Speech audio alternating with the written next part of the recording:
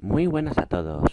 Como si fuera un cuento de Navidad, vengo a contaros sobre el curioso caso de una gran estafa sobre la lotería de Navidad.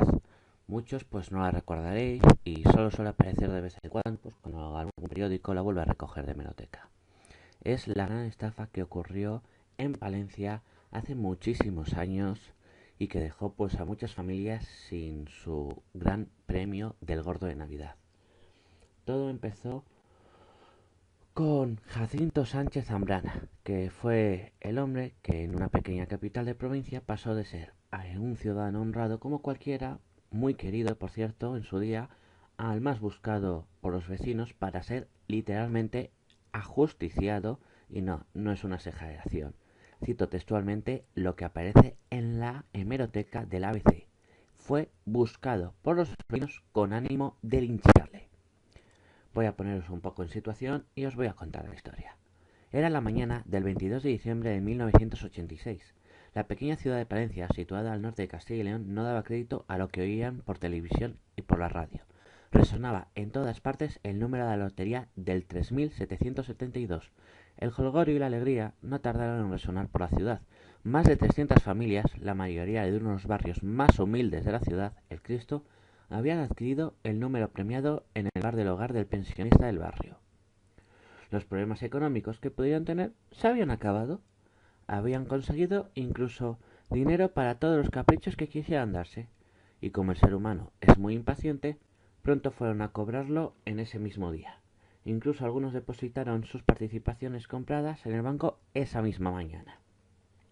Como ya sabréis, pues un décimo, un billete de lotería, una participación, etcétera, etcétera, suele ser un cheque al portavoz. Uy, al portavoz, al portador. Y muchos fueron a ellas, pues al banco, a darlo. Y empezaron ya a gastar. Y los primeros depositantes pues empezaron a gastar su dinero que con ilusión y suerte les había tocado pues en electrodomésticos, juguetes, furgonetas, coches y objetos pues más mundanos, que fueron los primeros que compraron. Pero ya el que fue cobrando, el depositante, vamos, el banco Herrero, la verdad, no sé ni qué banco es hoy en día ese, era el depositario de los décimos del bar del hogar del pensionista y no tardar mucho en dar la alarma. El banco tenía depositado décimos para 50 participaciones, pero habían llegado más de 50 portadores de participaciones de ese número. Vamos, las cifras no daban. Aquí algo había ocurrido. Rápidamente se cerró el goteo del dinero y los vecinos se encontraron indignados al no recibir su dinero y enterarse de que había sido en gran parte una estafa. Algunos vecinos al día siguiente ya tenían deudas y las cuentas negativas en el banco. El banco había congelado todo lo que les había dado y lo había restado. Los madrugadores, los que habían cobrado su premio antes del cierre, pues estaban en total números rojos. Cualquiera que hubiera hecho compras ya estaba en números rojos, se lo habían quitado congelado de la cuenta bancaria. Al final del día 23 de diciembre de ese año se dataron en aproximadamente 230 participaciones vendidas, de 50 que había depositadas, digamos. Es decir, de dinero que había para pagar 50 participaciones. Vale, el vecino Jacinto fue buscado durante todo el día 23 de diciembre de 1986, os hablo pues ya hace unos 40 añitos, por los vecinos del Cristo pues con ánimo de lincharle, es que no había más. Nadie la había visto desde el día anterior. Nadie se dieron y se percataron de que nadie la habían visto. Desde el 22 de diciembre, el día anterior, había desaparecido.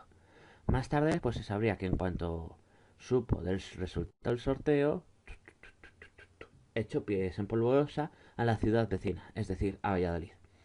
Hemeroteca cuenta que fue tras la confesión a un amigo sacerdote lo que le hizo querer remediar la situación por arrepentimiento, pero nada más lejos de la realidad. Por la historia, por los medios, fue romantizada con los años poco a poco y se ha ido recontando.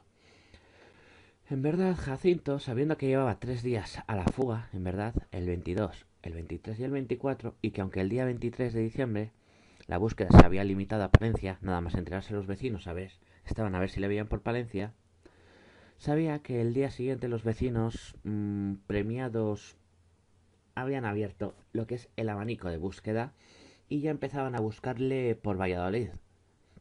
Y temiendo acabar ser encontrado y linchado, el día 24 de diciembre por la tarde se entregó él mismo a la policía. El día 26 de diciembre, Jacinto fue llevado a declarar ante el juez, ya en Palencia. La policía tuvo que protegerlo y llevarlo en volandas del furgón policial a los juzgados, porque como Jacinto anticipó, cientos de vecinos del barrio, unas 200 familias, querían lincharlo.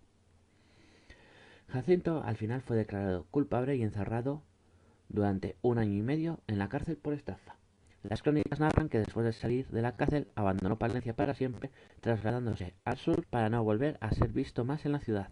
La familia de Jacinto, la familia del estafador, no sufrió consecuencia alguna más que la de ser señalados, pero fueron tratados como víctimas por la ciudad de Palencia, o sea, fueron tratados pues como otras víctimas más de la estafa de Jacinto.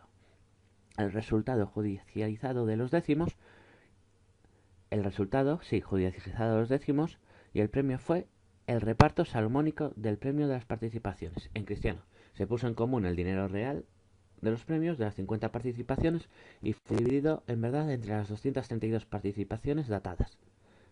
Los vecinos se llevaron al final, pues en verdad, un quinto aproximadamente de lo que en verdad era el gordo que habían ganado. Aun con este reparto equitativo, muchos vecinos no estuvieron contentos y fundaron una asociación de víctimas, reclamando el monto real y entero al Estado y administraciones, sin tener suerte en su misiva. Y así se cerró el mayor caso de estafa de la lotería de Navidad que se recuerda en Palencia. A día de hoy aún se recuerda por todos el caso e incluso muchos vecinos aún hablan de que esta práctica no solo se limitaba a Jacinto, que había más entidades que se dedicaban a vender participaciones de más. Pues al año siguiente, a suceder esto, varias empresas de renombre, y hablo de renombre, dejaron de ofrecer participaciones y dijeron que ya solo ofrecían puros décimos físicos y enteros. ¿Sabéis esta historia de Jacinto?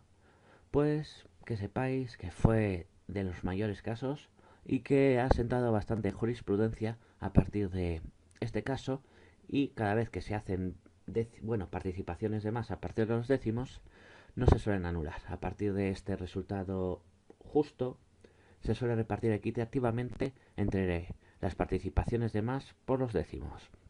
Espero que os haya gustado este pequeño caso. Y si tenéis un vecino llamado Jacinto Sánchez Zambrana, preguntadle, que seguramente sepa más del asunto que yo.